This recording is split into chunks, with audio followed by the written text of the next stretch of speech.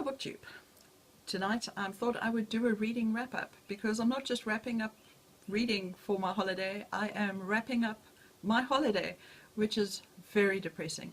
Usually we get a month and a half for our summer holiday, and this year we got 3 weeks. And yes, I know everybody else in the normal working world is going, well, aren't you lucky? But no, I feel badly done by. Imagine how much more reading I could have got done if I had another 3 more weeks. Imagine how much more renovations I could have got done on the house had I had 3 more weeks. But there's no point complaining because tomorrow, whether I like it or not, I have to go off to work. And I'm a little nervous because once again, it's a new school for a new year. I hope I don't change schools again for a while. The school I was at, not last, but before then, I was there for 8 years. So with luck, I will love it at this new one and stay there and not have to move, because if nothing else, it's blooming conveniently close. Enough waffle, let me get on with the reading wrap up. So the first book I want to talk about is the last book that I read last year, and that is Never Let Me Go by Kazuo Ishiguro.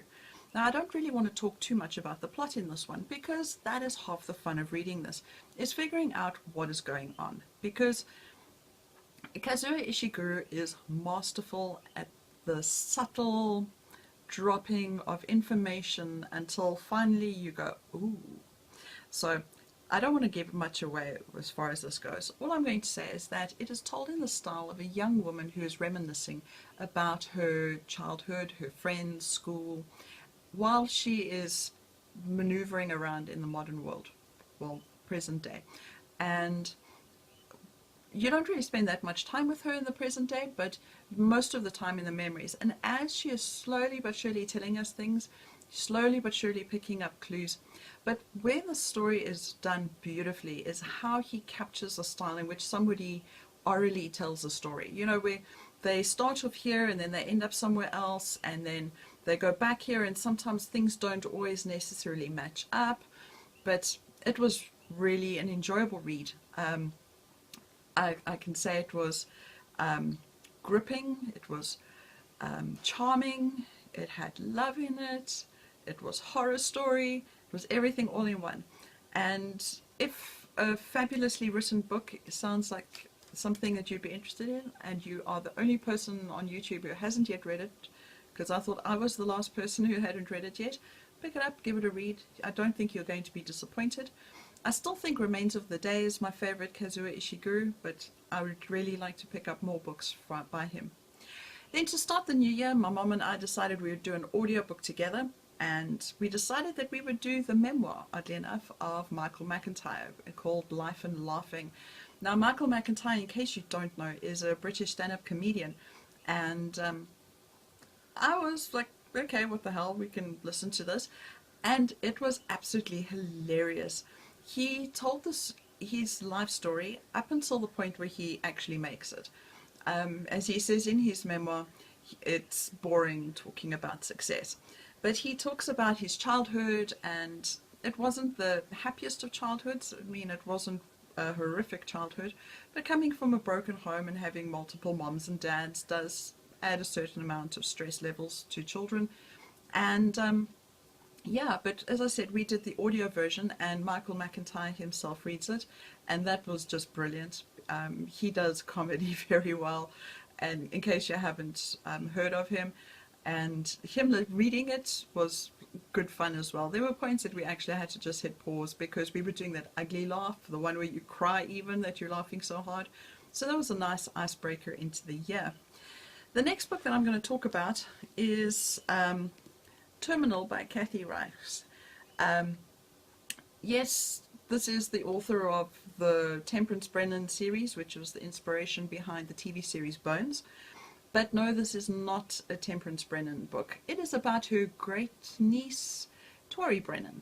And this is her YA series, and this is the last book in the series. So I really can't say too much about it, other than it was a gripping finale.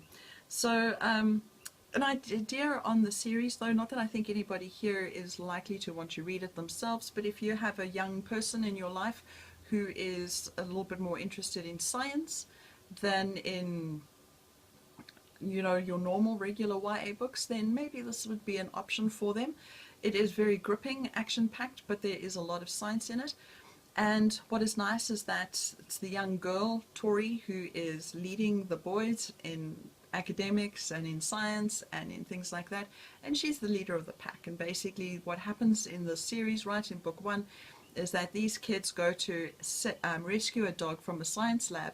He was still a puppy, he's still a puppy in the end, and they were doing science experiments on him, and these kids managed to get infected with the parvovirus, which, ta-da-ta-da, in the same strands of Spider-Man, manages to alter their DNA. And Bob's your auntie, you've got a bunch of kids who have wolfish powers and lots of bad guys around. But it's a very gripping read. It's not something that I would have picked up for myself for fun, but I started the series back when I was having to stock a library for kids, and you know, I'd read the first 4, so when I saw the 5th I thought, well, I might as well just finish it and see what happens. And it was a good ending, and I think I'm going to donate them to the library at my new high school so that they've got some nice English books that are a little bit more educational. The only thing that bugged me with it is that it still had a love triangle. Can you believe it? But I suppose I'm not the target audience, so I'm not the one to judge. So the last book that I want to talk about is The Scandal by Fredrik Backman, otherwise known as Beartown. And this is a novel set in a small little town called Beartown, which is a town where nothing really happens besides ice hockey. And I don't really want to go, once again, into the plot of this, because it would maybe put you off wanting to read it. But it's an important book to read. So in the story, this town is an ice hockey town. There is very little else to do. The factories are closing, the economy is through the floorboards, and basically you've got the town relying on ice hockey to try and make a name for itself, maybe to lift the economy over time, etc.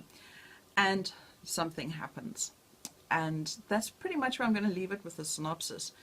But this story makes one think about sports culture and the psychology that we encourage for particularly young boys, where, you know, they're told we don't accept no as an answer, because that's not what winners do. You know, winners don't accept defeat, they fight for it.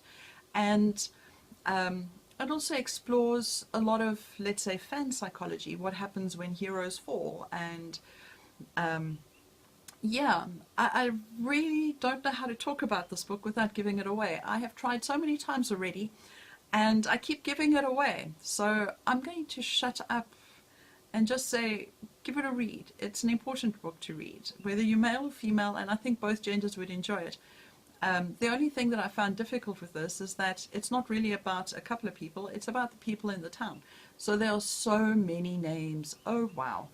And I am very bad at remembering names, especially I think because I'm not a very faithful reader. I read more than one book at the same time. So I start going, oh, who is that? So yeah, I got a little bit bogged down with names. But other than that, it was a very important read, I think. And just in case you're wondering, because he is the guy who wrote A Man Called Uwe, or Ove, however you want to say it, and My Grandmother Sends Her Regards and Apology, and Britt Marie was here. Those are the 3 books that I've also read by him, and they all fall exactly in the same category for feeling, tone, themes, etc. And this one doesn't. So if I didn't know that this was written by him, I would not have put 2 and 2 together and said it was by him. So that was also quite nice.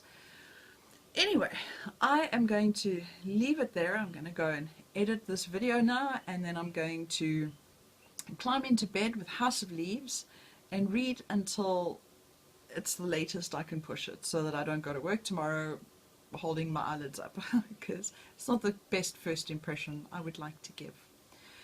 I look forward to seeing all your videos during the week, and with luck I will have something that I can talk about next weekend, as I hope I will have time to read books. If not, I'll be doing lesson plans, responsibilities and all that stuff. Anyway, bye for now. Happy reading.